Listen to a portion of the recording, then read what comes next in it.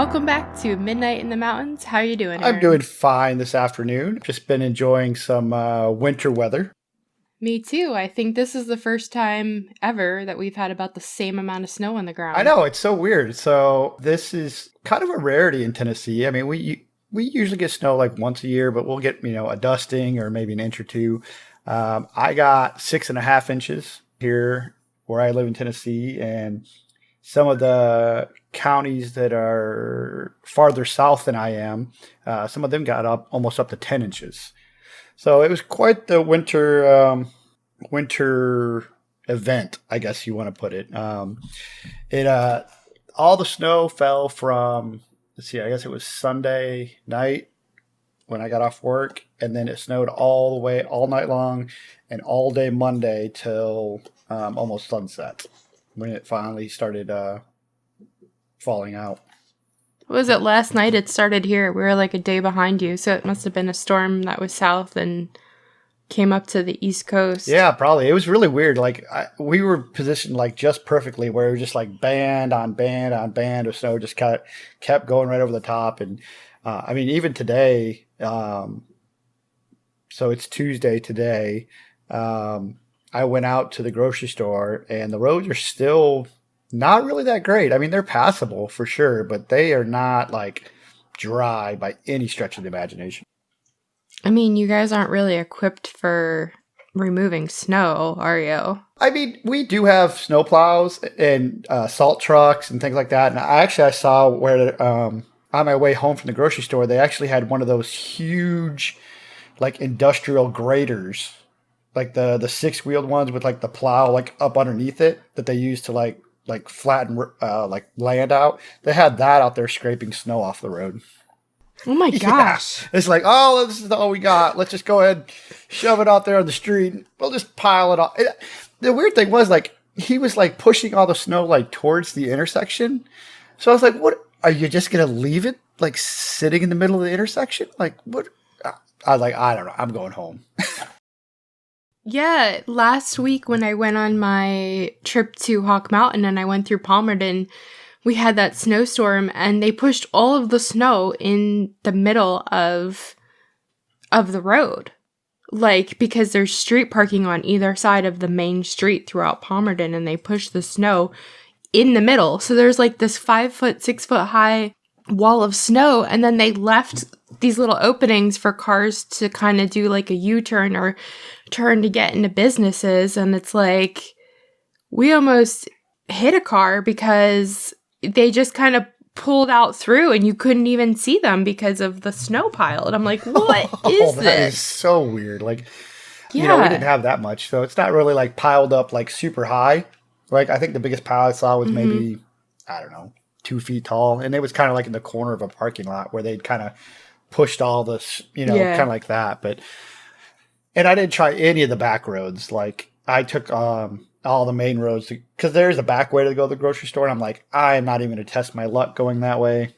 I just take the main roads, and the main road's like 5 lanes wide, and they really only had like 1 lane on each side. So if you wanted to turn, you had to like get in the middle on like this 6 inches of snow that was still sitting in the middle of the street, which is fine. I mean, it was no big deal, but yeah, not really our forte on taking care of snowy stuff. And it's been bitterly cold here. Like, the high today is 18, I think it was, and it's supposed to be 0 tonight. And then last night it was -2, I think was the low. Like, it's been really, really cold.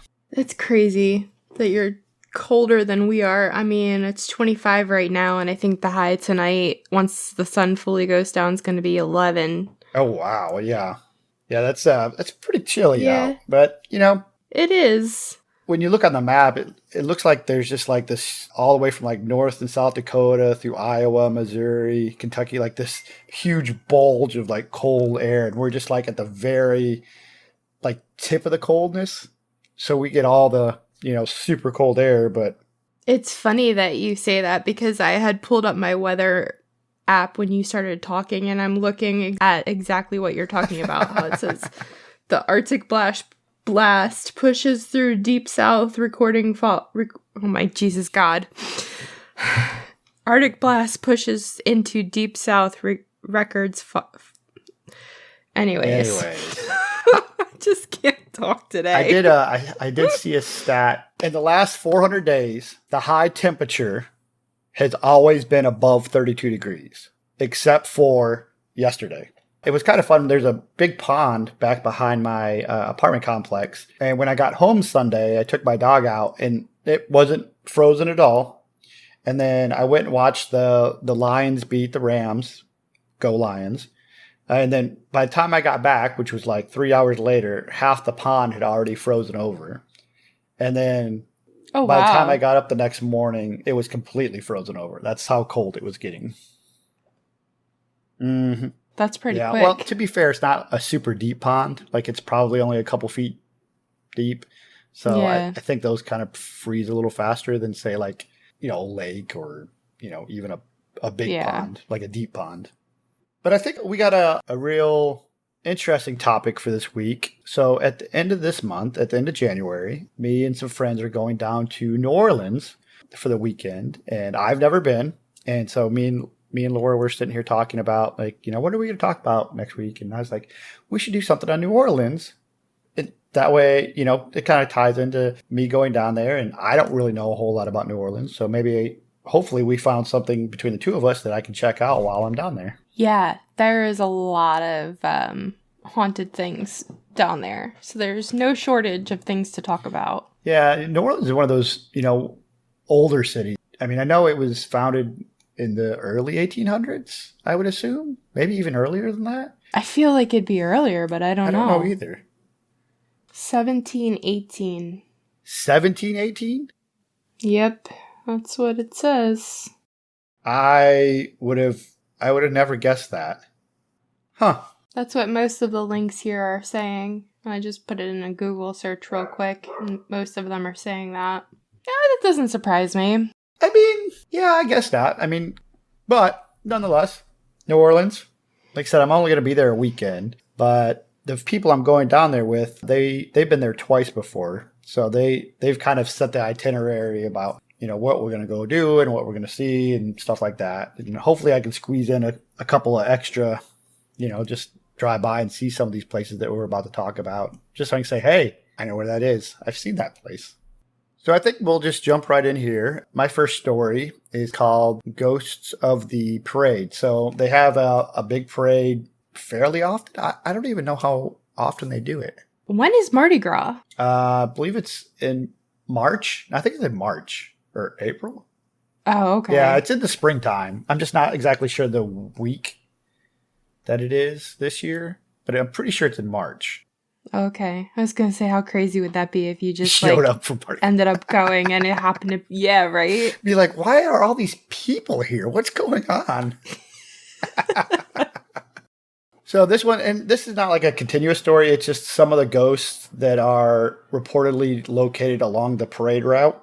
So we'll get right in here. So in the heart of New Orleans, the Uptown Parade Route passes by the historic Columns Hotel on St. Charles Avenue. The mansion, built in 1883 by tobacco magnate Simon Hersham, is known for its ghostly inhabitants. The most famous is the quote-unquote woman in white, believed to be Ida, Simon's wife, who died unexpectedly in 1895.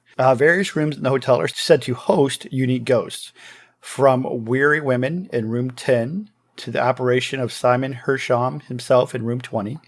The paranormal activity includes rocking daybeds, disappearing and reappearing objects, and ghostly pranks.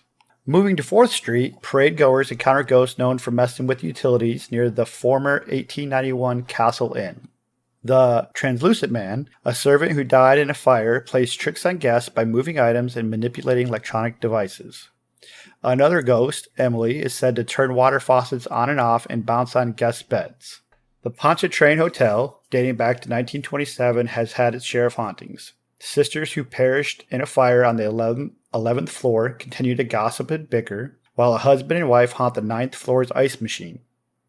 The Devil's Mansion, once located at 1319 St. Charles Avenue, had the dark legend involving Madeleine Freneau murdering her lover. Moving on, we have Gallier Hall, a neoclassical building in New Orleans, holds paranormal tales tied to Mardi Gras.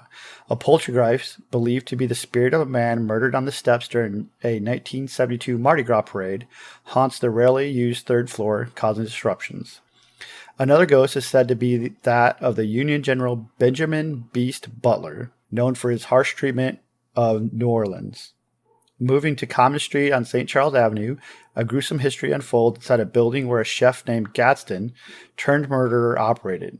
Gaston, as known as Fraud and Valen, killed and served slaves as food, using their skin for shoes.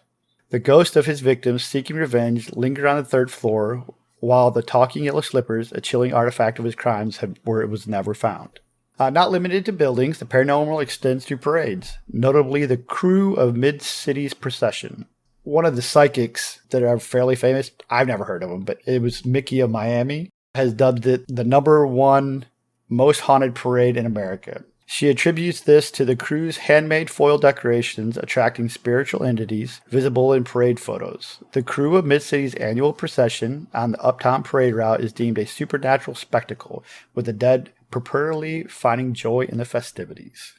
So, plenty of things to see there. It would still be fun to just kind of walk the parade route, just to see all the different older buildings and the haunted places, because it sounds like it's just a hotbed of ghosts. Yeah, the whole area is. I don't know if you've heard of this, but this is a super popular one, which is why I chose not to do it. Because, if you look anything up, this is the LaLaurie Mansion. Have you heard of her? I have not. She's some real messed up lady. She had a ton of slaves, and she would keep them upstairs in her attic. And I guess there's some kind of dispute about how bad the conditions actually were, but she did not treat them well. I guess it was rumored that she would do kind of experiments on them, she'd cut them apart and sew them back together in other places. I will never forget this because it horrified the hell out of me. The very first time that I sat down to try to watch American Horror Story, I think it was the 3rd season, and it was called The Witch Season or something like that, and it was featured down in New Orleans, and the scene opens up with that actress. She was the unsinkable Molly Brown on the Titanic. Well, anyways, if you saw her face, she's very recognizable, but she played the LaLaurie woman, and the beginning just shows these slaves being tortured in the attic, and it's horrendous. I watched about 15 seconds of it, and I was like, what the hell did I just watch? And I wanted nothing to do with American Horror Story after that. Just all right, we're going to go watch Lifetime now, and yeah. No, I'll never watch Lifetime. Well, they got Unsolved Mysteries. Okay, Unsolved Mysteries. Oh, was it? I guess it was on there, wasn't it? Probably. Yeah. I think it was. Yeah, I think you're right. Yeah, I think the original one was on Fox, but I think Lifetime has it now. Oh gosh, yeah. Because I was trying to think of that. I keep thinking I should rewatch those. But anyways, if you do a ghost tour, that's one of the main spots that they stop, and you can't go in there because it's privately owned. But you can see the outside of it. And at one point, Nicolas Cage did own it, and he was starting to get a little crazy. Really? Oh, yeah. The mansion was affecting him, and I think that's why he sold it. Don't quote me on that, but yeah. Right. So it's a pretty dark place. Yeah, she got in a lot of trouble because back then, obviously it was legal to own slaves, but they were even why are you losing so many slaves? Where are they all going? Why do you keep buying more? Right. Huh. I'll have to look into that one. Yeah, you'll have to go check that out. For sure. All right, let's see what you got for me. What's the first place I should go to? Oh, I don't know about if this is the first place you should go to, but I have a story that I found on Reddit, and it is... Okay, so now I'm old when it comes to technology, so I don't really know how Reddit works exactly. I just kind of stumbled my way around it. But I guess it would be considered the Reddit forum or thread. I don't know. They call it like subreddits, or like the individual ones. Like r no sleep is a subreddit, or r/ whatever. Those are subreddits. And then there's topics within that subreddit. Okay, so this one is our ghost stories. So I guess that would be the subtopic. That's the subreddit. Subreddit.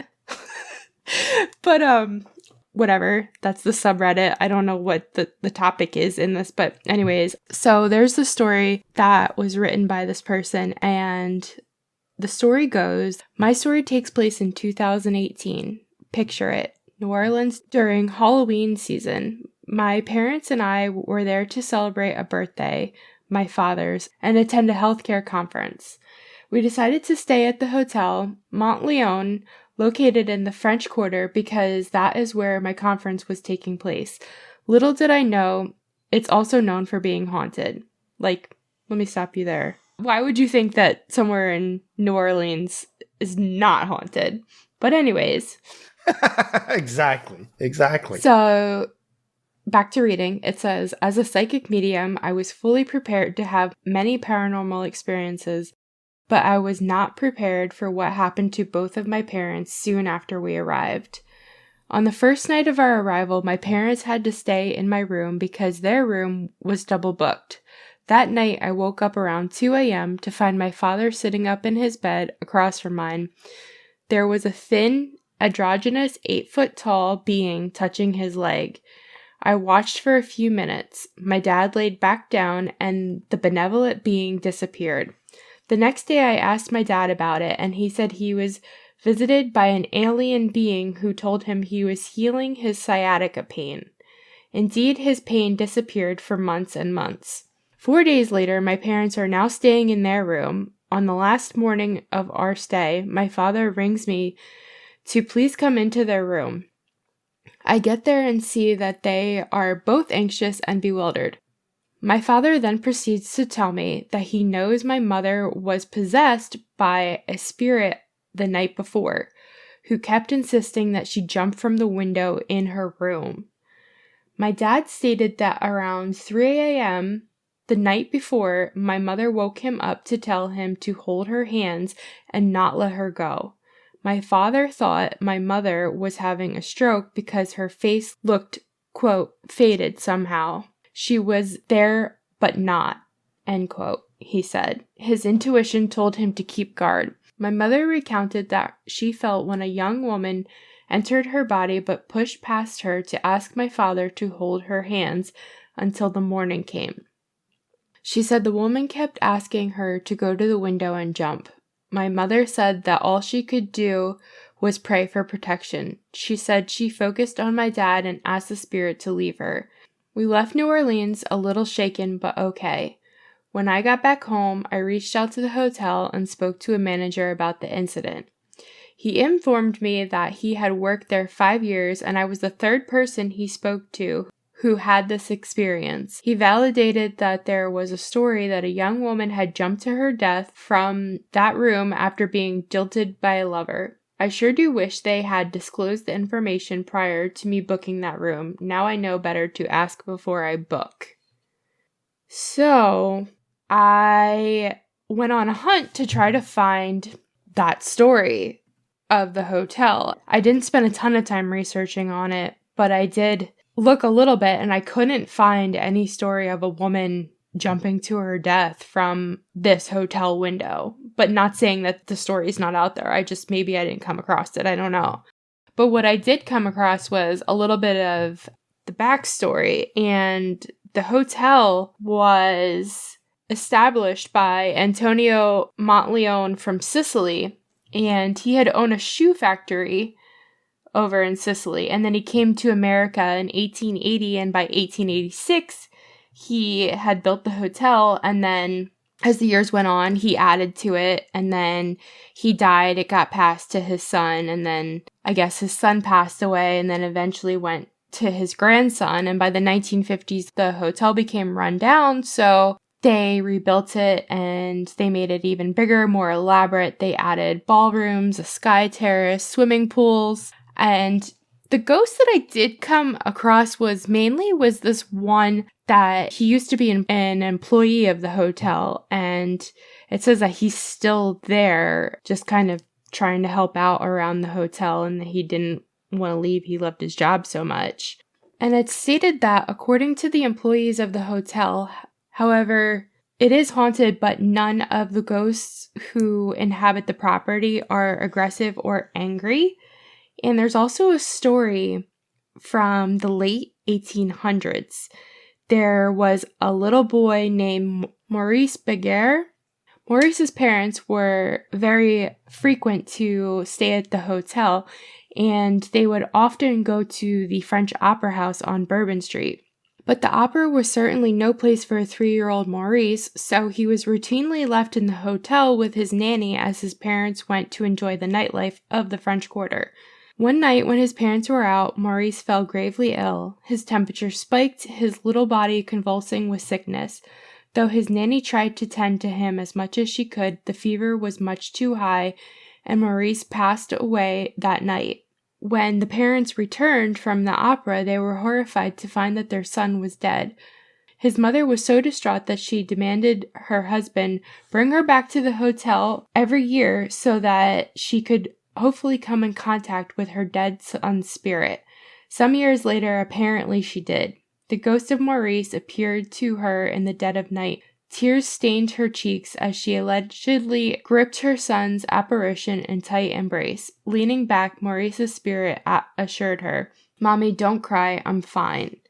No doubt Maurice is just fine, but his spirit continues to wander the hotel of the 14th floor, where he perished. Numerous guests on that particular floor have reported walking up in the dead of night only to hear childlike laughter, and then the apparition of a toddler running around as though playing or perhaps seeking his long now dead parents. So a little bit more on the 14th floor. There is an instance where one night a couple entered the elevator of the lobby of the hotel. They pressed the number of their appropriate floor and found themselves in a tight embrace. Preoccupied that they didn't realize the elevator had stopped on the wrong floor, the 14th floor. The door pinged open, the couple stepped out, eager to head back to their hotel suite. But the moment that the elevator door closed behind them, the air around them grew cold. The skin on their arms prickling as an inkling of awareness edged out the passion. Holding hands, they slowly made their way down the hallway. With each foot planted on the ground, the already cool air grew that much colder, and a chill shuddered down their spines. They rounded the bend in the corridor and nearly released a scream as the ghostly scene before them. Although the couple hightailed it back to the elevator with record speed, what they saw was imprinted in their memory. Apparitions of children playing in the middle of the hall. Children not wearing present-day clothing, but clothing of a bygone era. The children were laughing, and then, one by one, each child's apparition stopped to stare at the couple, before vanishing right from sight. Who these ghostly children might have been in a previous era is a mystery. So also, that ties into a little bit of a superstition where there's hotels and they don't list the 13th floor because of superstition, because of the fear of the number 13. And I actually think there's an origin story of that, if I'm remembering correctly, but I can't think of it off the top of my head. I think you're completely right there, because I was just thinking about that where, if most hotels don't have a 13th floor, it'll go to 12 to 14th, but the 14th would really be the 13th. And I also think you're correct about the origin story, because I'm pretty sure I've heard it somewhere down the way, but I would have to look it up. But yeah, there is an origin story. We'll have to look into it. Yeah. Yep. Put it on the list.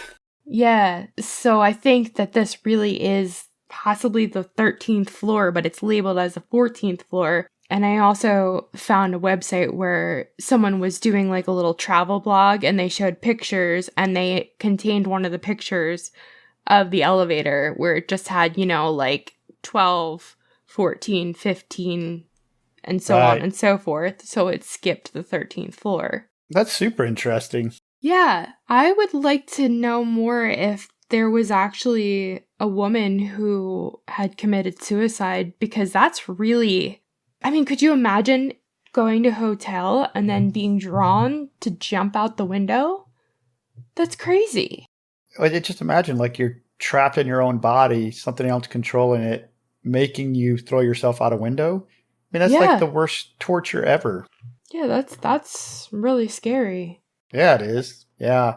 It's kind of odd that you found that story. But then, like later on, it was said like none of the ghosts were real violent or disruptive.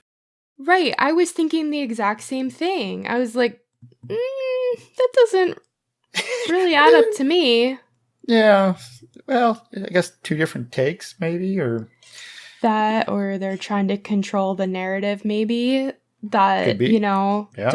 don't come stay at this hotel. Don't come stay at our hotel because you'll get thrown out the window in the middle of the night. Like, Yeah. But only on the 14th floor.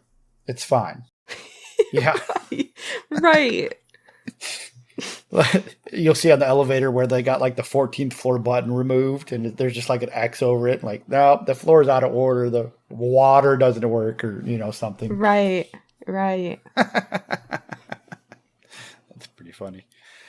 Yeah, that's a good one. I like that one. Yeah, That's I hope it. you're not staying there. No, I think I'm staying at the. Now that you say that, I should probably look to see. Yes, let's dig into this. It's a older hotel. I know it is. It is called QC Hotel and Bar. We haven't talked about it yet, so. Yeah, but guess what I'm gonna be doing as soon as we get done recording? I'm gonna get a text message with 20 links on it, be like, you Are might you want sure to. you want to stay here? Well, to be fair, my friends stayed there last year at this same hotel, and they didn't say anything weird about it. So we're gonna hope that I'm not staying on the 14th floor. I really want you to have some kind of, nothing harmful, but like I want you to have an experience so that you can report back, because that'd be so freaking cool. I think it would be better to go in blind, so don't look it up, I agree. and then if something happens or doesn't happen when I get home, then look it up and see what actually, if anything, has happened at that hotel. Yeah, we're gonna do a Yeah, follow-up New Orleans part 2. part 2 in about 4 weeks, give or take. All right, so the next story I have is called The Fighting Ghosts. In the 200 block of Cherokee Street in the Black Pearl neighborhood of New Orleans, a mysterious and violent occurrence unfolded one dark night. Bricks, stones, iron, and wooden debris began raining down in a backyard, prompting residents to investigate, suspecting mischievous children or an old grudge. Despite months of nightly projectile assaults witnessed by neighbors and police, the source remained elusive, seemingly materializing out of thin air. Eventually, the mystery was solved. The cause was revealed to be a supernatural battle between two poltergeists. The neighborhood was once home to Abner White in 1890. Described as a cranky old man, Abner harbored a strong dislike for neighborhood children, accusing them of harassment. One day, after an encounter with giggling girls, particularly Ollie Voss, Abner erupted in anger. Though Abner woke up dead soon after, his vengeful spirit continued to torment the neighborhood. In a tragic turn of events, a superheated brick belched from a fireplace ignited Ollie Voss's nightdress, leading to her death. The distressed girl claimed to see Abner's grinning face in the flames. After Abner's death, Ollie, who had been accidentally killed by the brick, was reburied near Abner's tomb in a neighboring cemetery. The nightly battles between the two ghosts resulted in a relentless shower of brick, stones, and sticks in Ollie's family's backyard, causing harm and even leading to another girl's death. Recognizing the source of the disturbance, a wise neighbor pointed out the proximity of the two tombs in the cemetery as the cause of the ongoing mayhem. To end the dangerous conflict, the Voss family purchased another tomb and relocated Ollie away from Abner. Miraculously, the violent phenomenon ceased immediately and the accumulated wreckage vanished, leaving the yard lush with green grass. The relocation put an end to the otherworldly feud between the ghost of Ollie and Abner, bringing peace to the once turbulent neighborhood. Now, I have to say, this is the first time that I've ever read about two ghosts actually feuding, I guess would be a good way of putting it, like, or having a supernatural battle in a backyard. Like, I've never really heard of that before. Have you heard anything like that? No, I've never heard of that. And in fact, I was going to say, am I hearing that correctly? That they're actually throwing rocks at each other and then injuring people in the process? Correct. And they killed another girl in the process. That's nuts. Yeah. Can you imagine? Like, you're just walking. No. No, I can't imagine that at all. Like, this old man hated kids so much that just because one of them was buried next to him, the spirits he wanted to feud with the spirits. It's a very weird statement. He must have been a very angry man. Yeah, I mean, and then who is it that he was feuding with? I mean, it sounds it like... was a lot of children in the neighborhood, but there was one particular one. Her name was Ollie Voss. I guess it just kind of goes to show that, the spirits were once humans too, that they still carry their prejudices and their likes and dislikes and, everything. And it's not just like a random energy thing. I mean, they say it all the time. Like, if you're an asshole in life, you're going to be an asshole in death. Mm-hmm. And I agree. In this particular story, that guy was definitely the asshole. I've never heard a story like that. Yeah, I went through a bunch of stories, like, because, there's a ton of them here. And that's why this one caught my eye, because just how unique it was, or is. Yeah. Are you guys going to do any cemetery tours while you're down there? I think we're going to do the haunted ghost trail or something like that. Okay. We're going to do something like that, yeah. I think there's like, I don't know if it's like a bus ride or like an open bus ride or something like that, where it kind of takes you to like all the real famous places around there. So I might see some of these places for sure. I mean, see if you can get into do one of the cemetery tours, because those are supposed to be really neat. Yeah, I'll look into it for sure. Have you ever seen pictures of the cemeteries down there? I have. I saw pictures, because they don't actually bury them in the ground. They stand them up. Is that right? Yeah, it's like a whole... I can't think of the word right now. What is the word? It's like an above ground tomb, basically. A mausoleum. Yes, that's the word. Yep. I knew as soon as I heard, yep, that's what it is. Mausoleums. Mm-hmm. Yep. So yeah. All right. What else you got for me on our trip down New Orleans? So I have a story called The Axeman, and I've never heard of this one. Ooh. It's a pretty strange story, actually. All right, so there's this guy called the Axeman of New Orleans. Was an unidentified American serial killer active in New Orleans and surrounding communities, including Gretna, from May 1918 to October 1919. And I guess this guy supposedly referred to himself as Jack the Ripper of the Bayou, because this took place like 30 years after Jack the Ripper. Makes sense. So, press reports during the height of the public panic about the killings mention the similar murders as early as 1911, but recent researchers have called these reports into question.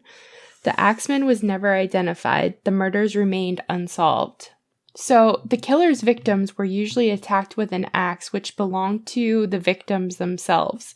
In most cases, a panel on the back door of the home was removed by a chisel, which, along with the panel, was left on the floor near the door. The intruder then attacked one or more of the residents with either an axe or a straight razor. The crimes were not motivated by robbery. The perpetrator never removed items from the victims' homes. The majority of the axeman's victims were Italian immigrants or Italian Americans, leading many to believe that the crimes were ethically motivated. Many media outlets sensationalized the aspect of the crimes, even suggesting mafia involvement despite lack of evidence. Some crime analysts have suggested that the killings were related to intercourse and that the murder was perhaps a sadist specifically seeking female victims. Criminologists Colin and Damon Wilson hypothesized that the axeman killed male victims only when they obstructed his attempts to murder women. Supported by cases in which the women of the household was murdered but not the man. A less plausible theory is that the killer committed the murders in an attempt to promote jazz music, suggested by a letter attributed to the killer in which he stated he would spare the lives of those who played jazz in their homes.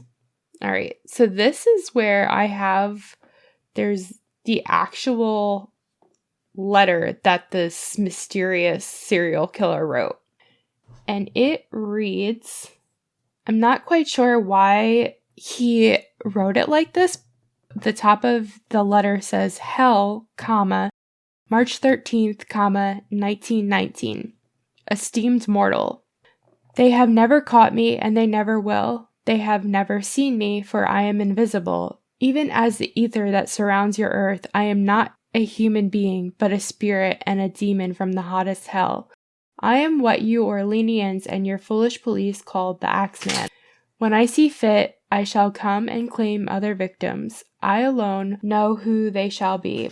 I shall leave no clue except my bloody axe, besmeared with blood and brains of he whom I have sent below to keep me company. If you wish, you may tell the police to be careful not to rile me. Of course, I am a reasonable spirit. I take no offense at the way they have conducted their investigations in the past. In fact, they have been so utterly stupid as to not only amuse me, but His Satanic Majesty, Francis Joseph, etc., but tell them to beware. Let them not try to discover what I am, for it were better that they were never born than to incur the wrath of the axemen. I don't think there is any need of such a warning, for I feel sure the police will always dodge me as they have in the past. They are wise and know how to keep away from all harm. Undoubtedly, you Orleanians think of me as a most horrible murderer, which I am. But I could be much worse if I wanted to. If I wished, I could pay a visit to your city every night. At will, I could slay thousands of your best citizens, for I am in a close relationship with the angel of death. Not to be exact, at 12:15 earthly time on next Tuesday night, I am going to pass over New Orleans. In my infinite mercy, I am going to take a little proposition to you people. Here it is. I am very fond of jazz music, and I swear by all the devils in the nether regions that every person shall be spared in whose home a jazz band is in full swing at the time I have just mentioned. If everyone has a jazz band going, well, then so much the better for you people. One thing is certain, and that is that some of you people who do not jazz it out on the specific Tuesday night, if there be any, will get the axe. Well, as cold as I am and crave the warmth of my native Tartus, and it is about time I leave your earthly home.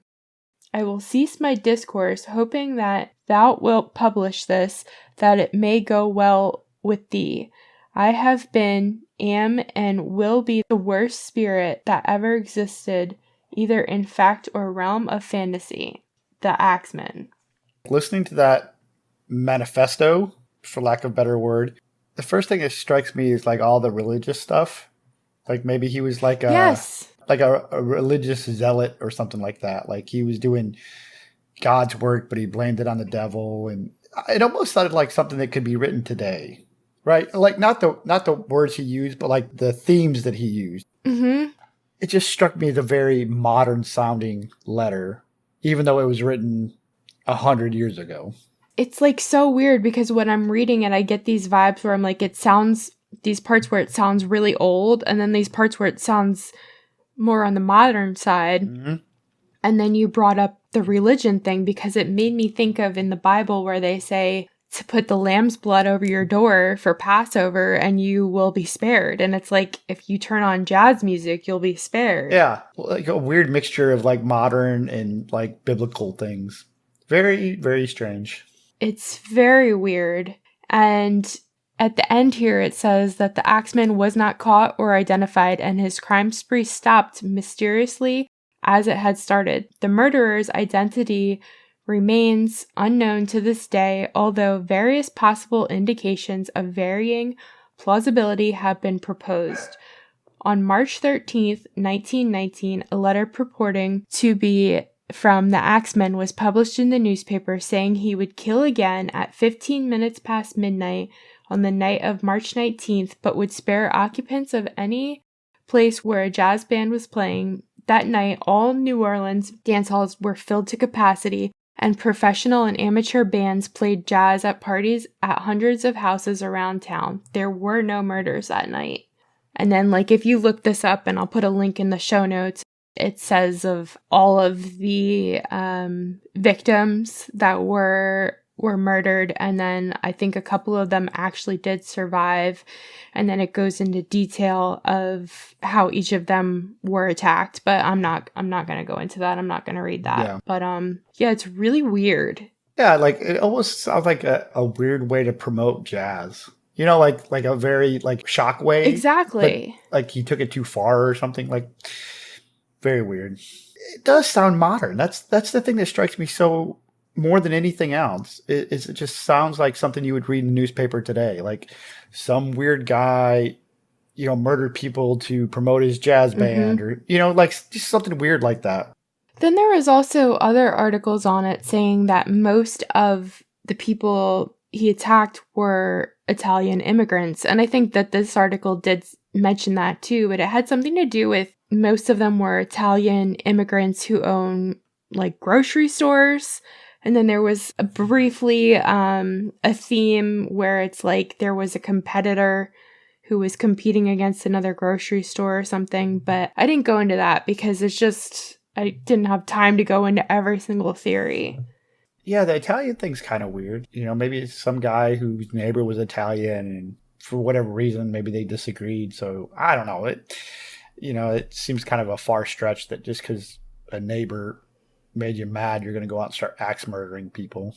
Maybe he was just unstable anyways, and he was just really good at hiding it. Because you think, somebody that was that unstable to murder people with an axe, people would be like, oh, you talking about creepy Jim down the road. Yeah, don't go to Jim's house. Everybody would know, because even though New Orleans is a large city, it was nowhere near like cities today, Mm-hmm.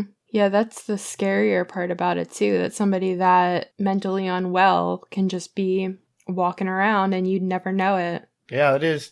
It makes you wonder what happened to him. Did he, just naturally die, or did he move away, or, a million different things, Or even I wonder if people found out who he was and they went and took care of him themselves. Who knows? A little mob justice.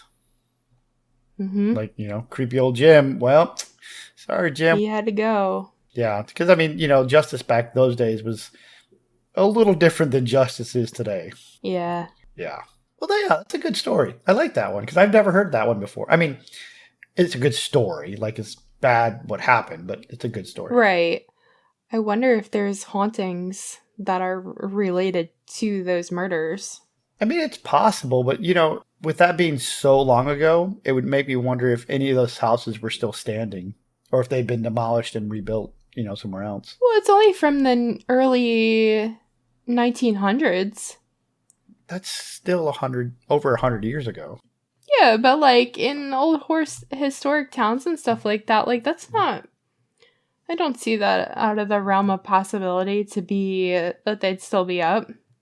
No, it's not. It's definitely not outside the realm of impossibility. I was just thinking that from the story, I kind of got it was on the kind of the outskirts of the city, not so much the center parts of the city. That could just be me, making it my own story, but it felt like it was a more, where the murders was a more rural part on the outskirts of a city. I think you're right, because it says in New Orleans and it says surrounding communities. So that makes sense. So that's why I kind of went with the whole, because if it was on the outskirts, there's probably a supermarket over top of it now, or an interstate, or, so many different things it could be. And it could still be standing. Absolutely. Right. But, the chances are, especially with it being on the outskirts of New Orleans, which is a major city today, it's still standing, is, I would say, slim. Yeah, good story there. So I got another one here. This one's called The Galley House. So the Galley House, also known as Cuffer's Building in the French Quarter of New Orleans, has a haunted history tied to the devastating yellow fever outbreak of 1853. Major Louis B. Galley had the building constructed in the early 19th century following the Good Friday fire of 1788. At the rear of the Galley House is the abandoned former slave quarters, where paranormal reports describe the forlorn faces of ghostly children reaching out through barred windows. These children are believed to be victims of the 1853 yellow fever outbreak, and those who reach into the window claim to feel the touch of these spectral children. The 1853 yellow fever outbreak in New Orleans was particularly severe, claiming over 7,800 lives by the end. Victim suffers from a horrific and rapid progression of symptoms, including high fever, jaundice, convulsions, and black vomit. The authorities initially downplayed the outbreak for economic reasons, leading to a delayed response. The ghosts of Galley House children are not the only spirits tied to Yellow Jack in the French Quarter, and Yellow Jack was just a nickname for the yellow fever. Nearby locations, such as the former quarantine hospital, Ursuline Covenant, and Bourbon Orleans, are said to be haunted by yellow fever victims and caretakers. The cries of young yellow fever victims echo through the halls of Bourbon Orleans, reminding guests of the tragic outbreak that once struck the Sisters of the Holy Family Orphanage. So this is kind of like a broad one, but there was a lot of people that died during this yellow fever outbreak, which was right before the Civil War. And it sounded like it was quite horrific. I mean, especially if it was a rapid progression. It reminds me of that kid from your earlier story. Remember how he said he got a real high fever and he died during yes. Like it sounded like one night. This is what it kind of reminds me of, like, because it said there was a rapid progression of symptoms. I wonder. Maybe that's what he had. Maybe he did. Oh, isn't that weird? Isn't that a good way to wrap it up? Yeah. I wonder if the time periods line up. Yeah, you have to go out there and look, because I don't remember what the time period on that one was. But yeah, I mean, I guess it just goes to show, there's been a lot of bad things that's happened in New Orleans, and maybe that's why it's such a haunted place. Yeah, that always begs the question, is it like all this stuff happened here and then it just more bad energy is stacking on top of more stuff? Or is it like, was there something like the land was cursed before it was developed, or I don't know what? Could be. I think, I mean, if memory serves me correctly, I believe a lot of Native Americans lived in that particular area. I'm sure they did. I mean, they probably, yeah. Mm-hmm. And then us white people came over and kicked them out. Yep. Brought smallpox. Yep. Smallpox and alcohol. Yeah, all the not good stuff. I don't blame them for being angry, because I'd be angry too. Yeah, absolutely. When I was looking for stories, I came across yellow fever ghost tour groups. So there's actually like a tour group, they call themselves Yellow Fever.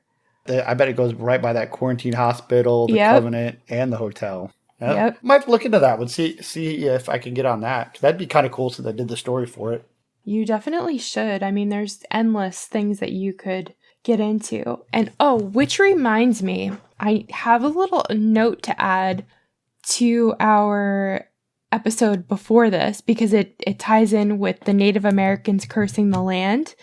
If you remember Matthias Schombacher, who was on Hawk Mountain and he committed all those horrible acts of murder, I forgot to add that he, like on his deathbed, said that he was hearing voices telling him to commit these murders of these people. So now, was there something where that the Native Americans cursed that land and they cursed him? Like whoever would come to the area and live there, that would end up being cursed and then to go kill other people? Yeah. Or maybe he was just a mental case. I mean, yeah, but it also could tie it. You're not going with my theory here, Aaron. You're like throwing it all apart. Continue. Please continue. Let's hear the rest of it. But no, that's just my That's just my thoughts. Well, you could tell No, I like it. I like it. Who the skeptic is and the whatever I call myself. Yes. The skeptic in me comes out once in a while. Yeah. I mean, and that's fair because you can't just give in to all these wild flights of fancy and stuff. But I mean, I feel like there is something to that.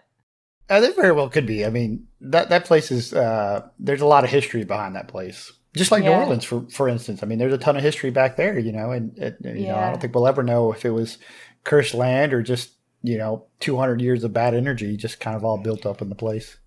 I mean, gosh, and I was listening to, a couple weeks ago, I was listening to a podcast covering New Orleans, and they were saying that the people that were actually doing like paranormal investigations, that they were really heavily relying on historians for the history, because if you were actually to sit down and do the history of this, I mean, these are historians that is their job, and they've been doing this for years and years, and they still don't even have everything straight.